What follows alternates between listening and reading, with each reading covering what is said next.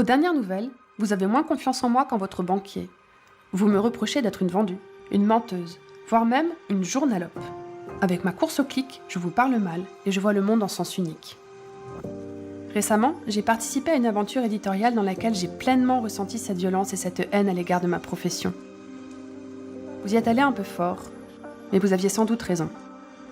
L'aventure de ce journal a pris fin. Ce fut dur, j'ai tout remis en cause. Et c'est pour moi un nouveau point de départ. J'aimerais vous parler de mon métier, de notre rapport aux informations et de la possibilité d'envisager le journalisme autrement. J'ai choisi cette profession avec engagement et conviction, afin d'offrir une grille de lecture sensible des enjeux du siècle. Il ne faut pas lâcher. Je vous propose donc de me suivre dans un périple à la rencontre de journalistes qui, comme moi, conçoivent leur métier différemment.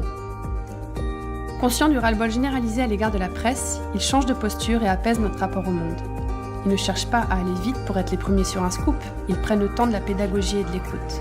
Ils deviennent de quasi-médiateurs. Et vous savez quoi ? Ça marche. Comme l'explique la romancière Nancy Houston, nous sommes une espèce fabulatrice. Nous circulons dans le réel à l'aide de fiction. Ce besoin d'en raconter nous est vital. Comment les médias participent-ils de cette mise en récit ? Avec quelles conséquences ? Est-il possible d'inventer de nouvelles pratiques journalistiques ?